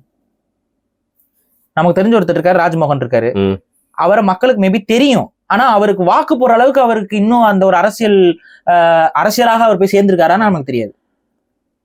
பிரபல முகங்கள் நீங்க பாருங்க. அடுத்து யாரு அரசியல் அப்புறம் இருக்கிற ஒரு 2-3 பேர் இருக்கிறாங்க. ஆனா அவங்களெல்லாம் வந்து மக்கள் விரும்புவாங்களா? சிறந்த பேச்சாளர் அர்ஜுன் ரெட்டி இருக்காருங்க. ஏங்க அவர்லாம் வந்து அர்ஜுன் ரெட்டியா? ஆதவ அர்ஜுனா. சாரி, நான் அவர் பெரிய எனக்கு வாய் குளறிடுச்சுங்க, மன்னிச்சுக்கோங்க. ஆதவ அர்ஜுனா சரி விடுங்க, எல்லாமே ரெட்டி தான், ஒன்னும் விஷயம் இல்ல. அதான் தெரியுது மக்களுக்கு ரெட்டின்னு. ஸோ அவங்க என்ன பண்ணுவாங்க? ரெண்டாவது அவருடைய ஃபேமிலி, அந்த ஃபேமிலியோடைய விஷயங்கள் இதெல்லாமே மக்களுக்கு தெரியும்ல. ஸோ அவருக்குன்னு ஒரு மாசெல்லாம் இருக்கானா? இல்ல. அவர்கிட்ட காசு இருக்கு, மாசு இருக்கா? இல்ல. அப்ப ஓவராலா நீங்க பாத்தீங்கன்னா அங்க விஜயை தவிர்த்து வேற யாருக்குமே, புஷியானந்த் அவர் பாண்டிச்சேரியில அவர் ஏதோ பாவம் ஜெயிச்சு, அவர் பாண்டிச்சேரியில இருக்கிறவர், அவரை கூட்டு வந்து தமிழ்நாட்டுல வந்துன்னா அவருக்கு பாவம், அவர் இப்படி உட்காந்து அந்த போட்டோ வேற போட்டு வச்சிருக்காங்க. எனக்கு அந்த பிரம்மானந்தம் தான் ஞாபகம் வச்சு, கில்லி படத்துல நெய் எடுத்துட்டு வா. அவர்கள்லாம் வந்து எந்த அளவுக்கு அந்த பிரஷரை ஹேண்டில் பண்ண போவார்னு நமக்கு உண்மையிலே தெரியல. தாடி Balaji also retired from politics போல. தாடி பாலாஜி இருக்காரு கட்சியில. ஏங்க அவர்லாம் பாவங்க. அவரு ஏதோ அன்னைக்கு நமக்கு கடைசியா பார்த்தப்ப ஏதோ வண்டியை உள்ள உடலன்னு சொல்லிட்டு கதறிட்டு இருந்தாப்ல. அதோட கஷ்டமா தான் அழிச்சிட்டாரா? அதெல்லாம் எப்படி அழிக்க முடியும்? அழிக்க முடியாதா? பெரிய டாட்டுவா? இல்லைங்க, லேசர் ட்ரீட்மெண்ட்ல அழிக்கலாம். மீனான்னு போட்டிருந்தான். அதுக்கு மேல நிஜமா மீனா வரைஞ்சு அதை மறைச்சவனை தவிர்த்து முழுசெல்லாம் அழிக்க முடியாது. பாண்டிய மன்னர், பாண்டிய மன்னருக்கு என்ன இங்கிலீஷ்ல மீன் எழுதிருக்க? அதுவா? இல்ல நீங்க சொல்ற மாதிரி ஆட்கள் 2 பேர். யாரு? என்ன பேரு? என்னது ஃப்ரெண்ட் பேர் என்ன? அதெல்லாம் சொல்ல முடியாது. ரகசிய தகவல் சோர்சஸ் எல்லாம் வெளிப்படுத்த மாட்டேன். ரைட். இல்ல பாரு, நான் ஒரு சினாரியோக்காக சும்மா சொன்னேன். நீங்க சொல்ல கரெக்ட் தான். யாரும் தெரிஞ்ச மூஞ்சி இல்ல இருந்தாலும் ஒரு 10 சீட் ஒரு வேளை ஜெயிக்கிறாங்க சும்மாவது வச்சுக்கோங்களேங்க. ஒரு 5 மினிட்ஸ் அவரை ஜெயிக்க விடுறீங்களா? அந்த 10 சீட்டை வச்சு 2 பேர்ல யாருக்கு வந்து ஆட்சியை பிடிக்கலான்றதுக்கு உதவுறதுக்காவது அது பயன்படுது அப்படின்னு வச்சுக்கோங்க. ஆனா நீங்க அதுவும் ஜெயிக்கலன்னா நீங்க சொல்ற மாதிரி ஒரு 10% வாக்கு வாங்கி என்ன பிரயோஜனம்? The percentage of vote is like useless. அதை தான் நான் திரும்ப சொல்றேன். அதை வச்சு நீங்க என்ன பண்ண போறீங்க? அடுத்த முறை கூட்டணிக்கு பேசுவீங்களா? அடுத்த வரைக்கும் இருக்குமா? அடுத்த 5 வருஷம், 1 வருஷம் 2 வருஷம்லாம் இல்ல, அடுத்த 5 வருஷம் யோசிங்க. ஸோ இவர் விஜயோட ஸ்ட்ராட்டஜியை பொறுத்த வரைக்கும் அவர் எய்ம் வந்து கரெக்டா அடிக்கணும். மிகைப்படுத்தி பூஸ்ட் ஏத்துறதுக்கு ஆளு இருப்பாங்க. அந்த வடிவேலுக்கு பின்னாடி 4 பேர் சுத்திட்டு இருப்பாங்கல்ல, அந்த மாதிரி இருக்கவங்க தலைவரேன்னு அப்படி ஏத்தி விட்டு போயிட்டே இருப்பாங்க. இப்பவே அதான் நடக்குதுன்னு. அதான் அப்படிதான் நடக்குது. அது உங்களுக்கு வந்து ஓவர் ஹைப் கொடுப்பாங்க. நீங்களும் வந்து பார்க்கும்போது ரசிகர்கள்லாம் உங்ககிட்ட காட்டுற அன்பு இதெல்லாம் பார்க்கும்போது உங்களுக்கு பரவாயில்லைங்களாம் வாக்கு போட்டுருவாங்கன்ட்டு சொல்ல முடியாது. ஏன்னா உங்களுக்கு பிஜேபி, நீங்க விட டிஎம்கே, ஏடிஎம்கே இவங்க எப்படி வாக்கு வாங்குவாங்கன்னு உங்களுக்கு நல்லாவே தெரியும். முழுக்க பணப்பட்டுவாடா அது நடக்கும். ஆர்கனைஸ் சிஸ்டம் இருக்கு அவங்கள்ட்ட சிஸ்டம் இருக்கு. அவங்க வந்து இப்ப நாளை பின்ன உங்களுக்கு வாக்கு போடுறப்ப இவங்களுக்கு நம்ம வாக்கு போட்டோம்னா நாளை பின்ன ஏதாவது உதவினா போய் கேட்கலாம் கொள்ளலாம். அவங்களுக்குள்ள ஒரு லிங்க் இருக்கும், எல்லாமே இருக்கும். இதெல்லாம் அவங்க மனசுல வச்சுக்கிட்டு மக்கள் வந்து யார் பக்கம் போறதுன்னு யோசிப்பாங்க. கண்டிப்பா அந்த இடத்துல விஜய் அவர்கள் ஒரு அரசியல் அனாதை ஆக்கப்படுவார் இதை வந்து நான் வந்து ஒரு வன்மத்திலேயோ நான் அதை சொல்றேன், கடைசியா வரேன், நான் அந்த ஐடியாலஜிக்கலா என்னென்ன பிரச்சனைகள் இருக்குங்கிறத நான் சொல்றேன். ஆனா ஒரு அரசியல் கட்சியாக ஒரு நடுநிலையாளராக நம்ம விமர்சிக்கணும் அப்படின்னா வேற வழி இல்லை. விஜய் அவர்கள் கூட்டணியில போனா மட்டும்தான் சர்வைவல். தனியாக நின்றார் என்றால் அவர் சர்வைவ் ஆக வாய்ப்பில்லை. காரணம் என்னன்னா கருத்தியலும் அவர் ஸ்ட்ராங் இல்லை. அவர் உருவாக்கி இருக்க கருத்தியலும் ஒரு ஸ்ட்ராங் இல்லை. ஈஸியா உடச்சிட்டு போயிடலாம். அதை ஈவேராவை தூக்கிட்டு வரீங்க நீங்க, அந்த பிம்பம் உடஞ்சு குப்பை தொட்டிக்கு போனதுக்கு அப்புறம் தூக்கிட்டு வரீங்க நீங்க. மக்கள் ஏமாற மாட்டாங்க திரும்ப. இதெல்லாம் யாரும் உங்களுக்கு எழுதி கொடுத்தாங்கன்னு தெரியல, யாரும் உங்களுக்கு இதுக்கு பின்னாடி ஐடியாலஜி இது பண்ணி கொடுத்தான்னு தெரியல. ஏன்னா மக்களுடைய சிந்தனை உங்களுக்கு இல்லை. மக்களுக்கு அங்க புரிதல் வந்துருச்சு. நீங்க இனிமே பொய் பிம்பங்களை வச்சு நீங்க என்ன அரசியல் பண்ணிட முடியும்? உங்க இதுல நீங்க நிப்பாட்டினதுல 4 பேரை நிப்பாட்டினீங்க முக்கியமான ஆட்கள். அதுல 2 பேர் பொய் பிம்பம், 2 பேர் தான் உண்மை. அது 2 பெண்கள் உண்மை, மிச்சம் 2 ஆண்கள் பொய் பிம்பங்கள். அந்த பொய் பிம்பங்களோட உண்மை திரையை உடையும் பொழுது உங்க கருத்தையும் சேர்ந்து உடஞ்சு போயிடும். காமராஜர் இருக்காருங்க. காமராஜர் ஒருத்தர் இருக்காரு. காமராஜருமே வந்து நீங்க மாநில சுயாட்சி சார்ந்த விஷயங்கள்லாம் வரும்போது அவர் மீது இருக்கக்கூடிய விமர்சனங்கள்லாம் உங்க கட்சிக்கு நேர் எதிராக நிற்கும். எனக்கே காமராஜர் மேல ஒரு விமர்சனம் இருக்குங்க. அவரு மரணப்படுக்காக கையில என்ன பண்ணிருக்காருன்னு பாத்தீங்கன்னா, கலைஞரே கலைஞரே அப்படின்னு சொல்லிட்டு கையை பிடிச்சு நீங்க தான் தமிழ்நாட்டை காப்பாத்தணும் அப்படின்னு கலைஞர் சொல்லியிருப்பாரு. ஏங்க ஒரு கதாசிரியர் சொல்றது இல்லாம நம்புவீங்க? நீங்க என்னங்க நீங்க பேசிக்கிட்டு கலைஞர் சொல்லியிருப்பாரு. அப்படி உள்ள என்ன நடந்துச்சுங்கிறீங்க? அந்த ஒரு இந்த படத்துல தூரத்துல யாரோட காமெடி? வடிவேல் காமெடியா? தெய்வமே அதே சினரியா தான். இவர் கையை பிடிச்சிட்டு நல்ல வேலை தலைவரே நீங்க போயிட்டீங்க, நீங்க எல்லாம் உயிரோடு இருந்தீங்கன்னா எங்களை மாதிரி ஆட்கள் எல்லாம் வர வாய்ப்பே இல்ல, பழக்கவே முடியாது, நீங்க வேற நேர்மையாவே இருந்து பழகிட்டீங்க, உங்களை காமிச்சு வேற எங்களை காரி துப்புறாங்க, அதனால தலைவரே நீங்க போறதுனால நாளை பின்ன நாங்க வந்து ஜாலியா சுத்தலாம், உங்களுக்கு ஏசினா எனக்கு ஏர் கூலர் ஏதோ ஒன்று சொல்லிட்டு இது பண்ணிட்டு போற. எல்லாம் ரொம்ப அநாகரிகமான விமர்சனங்கள். காரணம் என்னன்னா காமராஜர் மீது நம்ம வைக்கக்கூடிய விமர்சனங்கள், அவர் இந்திய தேசியவாதியாக இருந்தார். இந்திய தேசியவாதியாக அவர் சிந்தித்து செய்த பல விஷயங்கள் தமிழருக்கு விரோதமாக போயிருக்கு. அதுல நான் எந்த விதத்திலையும் காமராஜர் அவர்களை வந்து முழுமையாக நான் ஏற்க மாட்டேன். ஆனா அவர் ஒரு நேர்மையாளர். அவர் கொண்ட கொள்கைக்கு அவர் உண்மையா இருந்தாரு. அதனாலதான் நமக்கு பிரச்சனையே. புரியுதா? அவர் இந்திய தேசிய கொள்கைக்கு ஒரு உண்மையா இல்லாம இருந்திருந்தானா நமக்கு பிரச்சனையே இல்லை. ரொம்ப நல்லவர். அவர் ஒரு செகண்ட் தமிழ் தேசிய சிந்தனையோட அவர் இருந்திருந்தாருன்னா என்னது இதெல்லாம் தமிழ்நாட்டு பகுதி, இதெல்லாம் போகக்கூடாதுன்னு சொல்லியிருப்பாரு. இப்ப நம்ம என்ன காமராஜர் மீது வைக்கக்கூடிய விமர்சனம், மொழி கொள்கையில நமக்கு அவருக்கும் உடன்பாடு கிடையாது. அவர் வந்து என்ன பண்ணாரு, இந்திய உள்ள கொண்டு வரும்போது அவருக்கு அப்படியே இந்தியை ஏத்துக்கணுங்கிற எண்ணத்துல இருந்தாப்புல அது எதிர்ப்பாக மாறுது. அப்ப தமிழ் உணர்வுக்கு அவர் அப்பாற்பட்டு இருந்தாரு. இதான் இங்க பிரச்சனை. அதுக்கப்புறம் வந்து என்ன, இந்த நிலங்கள் இதெல்லாம் வந்து ஊர்கள்லாம் போகும்போது அப்ப வந்து இந்தியாக்குள்ள தானே போகுது, இருந்துட்டு போகுது அப்படின்னு அவர் நினைச்சாரு. இந்திய தேசியவாதியாக யோசிச்சாரு. அது நமக்கு பிரச்சனை. அதனாலதான் இன்னைக்கு தமிழ்நாடு சந்திக்கக்கூடிய பல நீர் சார்ந்த பிரச்சனைகளுக்கு காரணமாக ஒரு தெரிந்தோ தெரியாமலோ புள்ளிய போட்டு போயிட்டாரு காமராஜர். எல்லை பிரிவினை தான் ஒரு மிக முக்கிய காரணம். அதுக்கு இன்னைக்கு நீர் பிரச்சனை இருக்குன்னா, காவேரியில மேகதாதுல அணை கட்டுறாங்கன்னா அதுக்கு காரணம் என்ன? அந்த பகுதியில தமிழ்நாட்டோடு இருக்க வேண்டிய பகுதி தாரை வார்க்கப்பட்டதுக்கு தெரிந்தோ தெரியாமல காமராஜர் ஒரு காரணமாக மாறிடுறாரு. ஆனா நம்ம காமராஜர், அஞ்சலை அம்மாள், வேலுநாச்சியார் 3 பேரையும் ஏத்துக்கிறோம். காமராஜரை எதில் ஏற்கிறோம்னா காமராஜரை அவரின் நேர்மைக்காக ஏற்கிறோம், அவ்வளவுதான். அவருடைய கொள்கைக்காக நம்ம ஏற்கல. அதை நான் சொல்றேன், நான் ஏற்கல. நீங்க ஏற்க யாரா ஏற்கட்டும், யாரோ வழிகாட்டின்னு சொல்லிட்டோம், அது எனக்கு பிரச்சனை இல்லை. நான் ஏற்கல. காமராஜருடைய கொள்கையை நான் ஒரு பதமும் ஏற்கல. காமராஜருடைய நேர்மையை நான் போற்றுகிறேன். அவர் நேர்மையான தலைவர், உண்மையான தலைவர், மக்களை நேசித்தார். அதுல எல்லாம் மாற்றுக்கிறது, சொத்தெல்லாம் சேர்த்து வச்சுட்டு போல. இதுலதான் நான் இன்னொரு விஷயம் காமராஜர் வச்சு நீங்க உணர்ந்து கொள்ள வேண்டியது, நீங்க மக்களை நேசிச்சா மட்டும் போதாது. அந்த மக்களுக்கு எது சரியான கொள்கையோ அந்த கொள்கைக்குள்ள இருந்து நீங்க மக்களை நேசிக்கணும். இல்லைன்னா அந்த பவர் வீணாயிரும்ன்றீங்க. அந்த பவர் நீங்க நேசிக்கக்கூடிய மக்களுக்கே துயரத்தை ஏற்படுத்தி விடும், எதிராக வந்துடும். இவ்வளவுதான் விஷயம். நீங்க எனக்கு மக்கள் ரொம்ப பிடிக்குங்க, ஆனா என்னோட கொள்கை மக்களுக்கு எதிராக இருக்குங்கன்னா அது மக்களை வதைக்கதான் செய்யும். ஸோ காமராஜர் வைத்து அதை கற்றுக்கொள்ளுங்கள். அவர் நல்லவர் தான், ஒரு நேர்மையாளர் தான், யாருக்கும் அடிபணியாதவர் தான், ஒழுக்க சீலர் தான். ஆனால் அவருடைய கொள்கை இந்திய தேசிய கொள்கை, அந்த கொள்கை தமிழ் இனத்திற்கு எதிராக நின்றுச்சு. தமிழ் இனத்துக்கு எதிராக நிற்கும் போது அந்த கொள்கையை அவரால் தூக்கி போட முடியல, அந்த கொள்கையோட நின்றுட்டாரு. இதுதான் அவருடைய விமர்சனம். இல்ல இப்ப ஆனா விஜய் வந்து இதெல்லாம் யோசிச்சு அவரே வாங்க. நீங்க விஜய் அவரை நீங்க எடுத்துக்கோங்களேன், காமராஜரை எங்க வழிகாட்டிங்கிற, நீங்க இது ஈவேராவையும் எங்கள் வழிகாட்டிங்கிறீங்க. அம்பேத்கர் ஏதாவது ஒரு கொள்கை ஒற்றுமை இருக்கா? இல்லங்க, இவங்களுக்குள்ள கொள்கை ஒற்றுமை இருக்கா? இல்லங்க. அப்புறம் எப்படி வழிகாட்ட முடியும் அவங்களால? அவருக்கு தெரியாதுங்க, பின்னாடி இருக்கவங்க கம்பைல் பண்ணி கொடுத்த அந்த இதுதான் என் பிரச்சனை. அப்ப சுயமாக யோசிங்கள். உங்களுக்கு நல்ல மனசு இருக்கலாம், எனக்கு தெரியாது. ஆனா உங்களுக்கு உண்மையாவே மக்களை நீங்க நேசிக்கிறீங்கன்னா சுயமாக யோசிங்க, உங்க இடத்துக்குள்ள இருந்துட்டு யோசிங்க. ஓகே, இப்ப யார் யார் நல்லவங்க, எதை வச்சு ஒருத்தர் நல்லவர், நீங்க எதை வச்சு ஒருத்தர் நல்லவர் மக்களுக்கு நல்லது செஞ்சாருந்தீங்க, அவங்களுக்கு செஞ்சது என்ன, இதெல்லாம் பாருங்க, நீங்களே தெரிஞ்சுக்கோங்க. அப்பதான் பொய் பிம்பங்களை உங்களால ஈஸியா அடையாளம் காண முடியும். ஒருத்தரோட கருத்தியல் எடுத்து பேசுறாங்க, ஆனா அவங்க எல்லாம் பேசுறதெல்லாம் ஒரு சமூகத்துக்கு எதிராக இருக்கு அப்படின்னா அது அவர் பேசிய கருத்தியல் ஏதோ பிழை இருக்குன்னு அர்த்தம். தமிழ் சமூகத்துக்காக ஈவேரா பேசினாருன்னு சொல்றீங்க, ஆனா ஈவேராவோட கொள்கையை பின்பற்றக்கூடிய அத்தனை பேர் ஊழல்வாதியா இருக்கான். நான் ஒரே ஒரு கேள்வியை கேட்டேன்ல, ஈவேராவை தனது வழிகாட்டி என்று சொன்ன ஒரு நேர்மையாளரை காட்டுன்னு கேட்டேன். நான் யாராவது இன்னைக்கு வரைக்கும் காட்டுறீங்களா? நான் கேட்டுட்டு தான் இருக்கேன் ஒவ்வொரு முறையும். ஈவேராவை எனது அரசியல் வழிகாட்டின்னு சொன்ன ஒரு நேர்மையாளனை காட்டு. யாருமே இல்லை. ஏன்னா ஈவேராவே நேர்மையா இல்ல, அவர் வழிகாட்டின்னு எடுத்துக்கொண்டவர் யார் நேர்மையா இருப்பா? அப்ப இவ்வளவுதான் விஷயம்.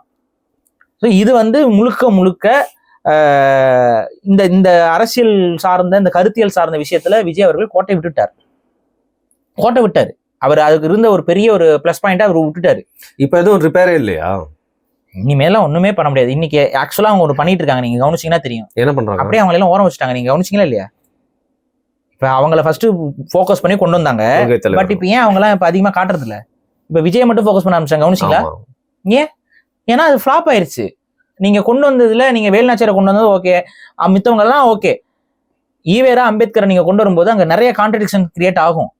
அந்த கான்ட்ரடிக்ஷனுக்கு உங்களால பதில் கொடுக்க முடியாது. சோ இந்த இடத்துலதான் லாக் ஆயிட்டாரு. நீங்க மாநில சுயாட்சி கொள்கையை நான் கோட்பாடாக சொல்லி வச்சிருக்கீங்க, அம்பேத்கரை கொண்டு வந்து வைக்கிறீங்க. என்ன கான்செப்ட்? எவ்வளவு கான்ட்ரடிக்ஷன் அது? அம்பேத்கரோட கொள்கை அது மாநில சுயாட்சிக்கு எதிராக நின்னவரே அம்பேத்கர். இது போய் தெரிஞ்சுக்கோங்க வரலாற. மாநில சுயாட்சி இந்தியாவுக்கு அமையக்கூடாதுன்னு சொல்லி உண்ணாவிரதம்லாம் இருந்தார் அவரு.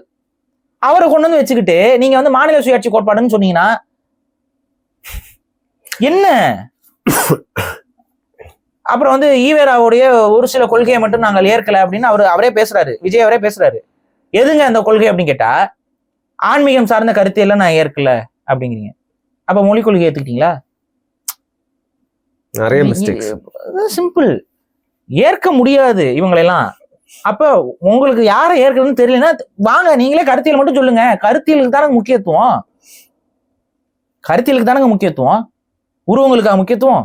கருத்தியல சொல்லுங்க. அது யாரா நீங்க முன்னாடி யாரா சொல்லிட்டு போட்டோம். தலைவர்கள் கூட எனக்கு முக்கியத்துவம் இல்ல, கருத்தியல் தான் முக்கியம். அந்த கருத்தியலுக்கு அதிகமா போக்கஸ் பண்ணாம தலைவர்களை கொண்டு வந்து அதிகமா போக்கஸ் பண்ணி அவங்களோட உருவங்களை பெருசா வச்சு அவங்களுக்கு நடுவில் நீங்க நின்று உங்களோட அரசியலுடைய பெரிய வருகையவே அந்த இடத்திலேயே அரசியல் பிழையை செய்து விட்டீர்கள். இந்த பிழையை நீங்க செஞ்சனால உங்களோட தொண்டர்களுக்கு நிச்சயம் அதை நியாயப்படுத்தி பேச முடியாது. அப்படி பேசுறதுக்கு முயற்சி பண்ணாங்கனாலும் உண்மையை பேச முடியாது. அப்ப உண்மையை பேசாத பட்சத்துல ஆட்டோமேட்டிக்கா அவங்களும் ஒரு அரசியல் வியாபாரியாக மக்கள் பார்ப்பாங்க. அவங்களோட கிரெடிபிலிட்டியும் உடஞ்சு போயிடும். அவங்களால மனதளவுல ஆமா இவர் சொல்றது சரி அப்படின்னு சொல்லி அப்படியே மழுப்ப வேண்டியதா போயிருது. இன்னைக்கு இல்ல கருத்தியல் நல்லா இருக்கக்கூடிய இயக்கங்கள்ல சின்ன பையன் கூட அடிச்சு விளாசாங்க.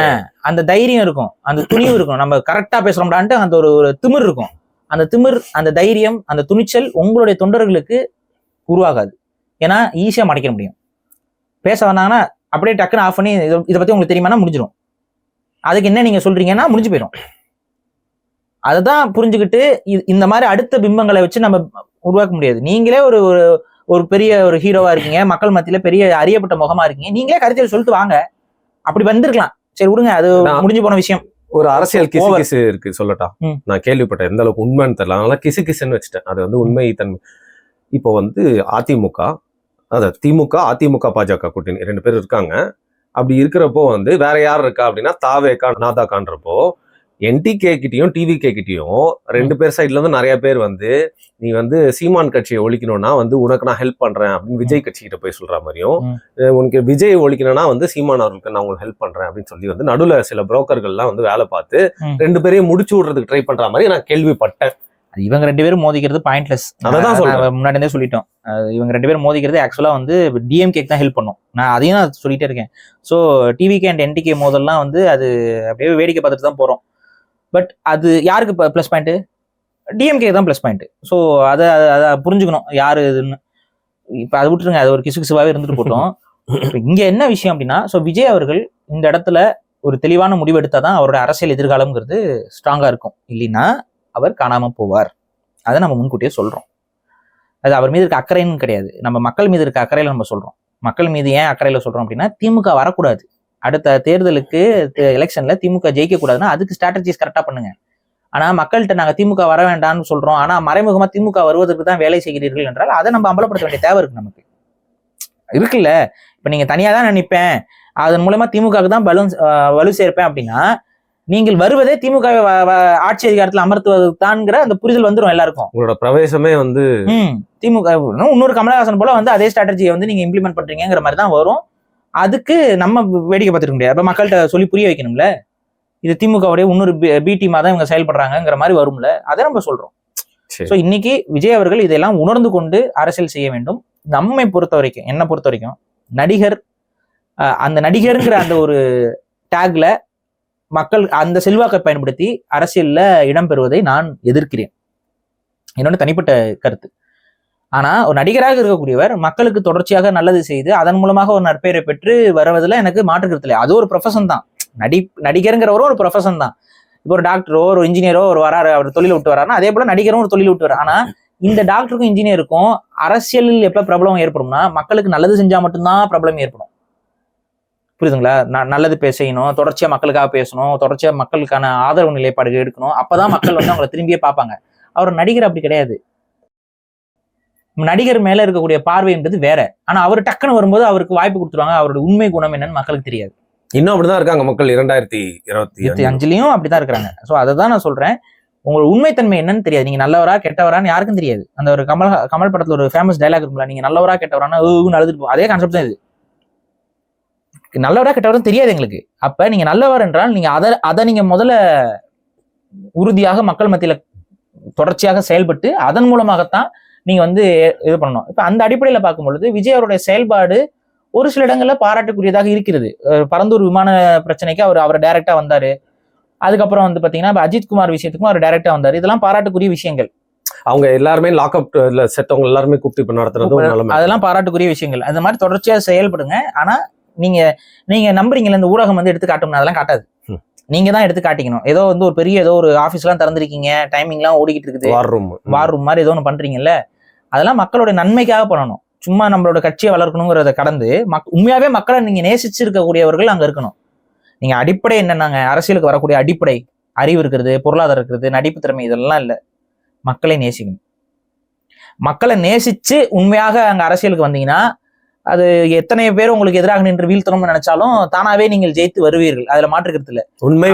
ஆமா, உண்மையாக மக்களை நேசிக்கவில்லை, சுயநலத்தோடு அரசியலுக்குள்ள யாராவது வந்தாங்க அப்படின்னா காலமே அவங்களை வந்து அப்புறப்படுத்துறாங்க. ஜெயிச்சே வந்தாங்க கூட காலம் அவர்களை அப்புறப்படுத்தி ஒண்ணுமில்லமாக்கி விட்டுரும். இதுதான் இயற்கைக்கு இருக்க சக்தி. அதை நான் நம்புகிறேன். அந்த அடிப்படையில உண்மையான மக்கள் நேசத்தோடு நீங்கள் அரசியலுக்கு வந்தீர்கள் என்றால் உங்களுக்கு வாழ்த்துக்கள். இதுதான் நம்ம ஒரு ஓவராலா விஜயோடைய ஒரு பாலிடிக்ஸை அனலைஸ் பண்ணி சொல்றது. தனித்து நின்றார் என்றால் 8 to 10 வாங்குவார், அதற்கு அடுத்த தேர்தலில் காணாம போய்விடுவார். கூட்டணி அமைப்பதற்கு முயற்சி செய்தார் என்றால் அவருக்கு ஒரு மிக முக்கிய பொறுப்பு ஏற்படும். அந்த பொறுப்பின் மூலமாக அடுத்த கட்ட அரசியலில் அவர் இருப்பார். அது அவரோட வளர்ச்சிங்கிறதுலாம் அது அடுத்து அவரோட செயல்பாட்டை பொறுத்தது. அது அடுத்து அவர் எப்படி செயல்படுறாரு, அதிகாரம் கைக்கு வந்ததுக்கு அப்புறம் அவர் எப்படி செயல்படுறாருங்கிறத பொறுத்து தான் பார்க்க முடியும். ஸோ இதுதான் நம்ம புரிஞ்சுக்கிறது. ஓகே, ஒண்ணு ஜெயிச்சா திமுக வந்துரும், இல்ல வந்து பாஜக வந்து அதிமுக மூலியமா உள்ள வந்துரும். மொத்தத்துல கேரளாக்கு மாறி போயிடலான் இருக்கேன் பாரி. நம்ம வேணா வீடியோ கான்ஃபரன்சிங்ல வீடியோ பண்ணி வந்து பழகுவோம். மிக்க நன்றி பாரி. மிக்க நன்றி.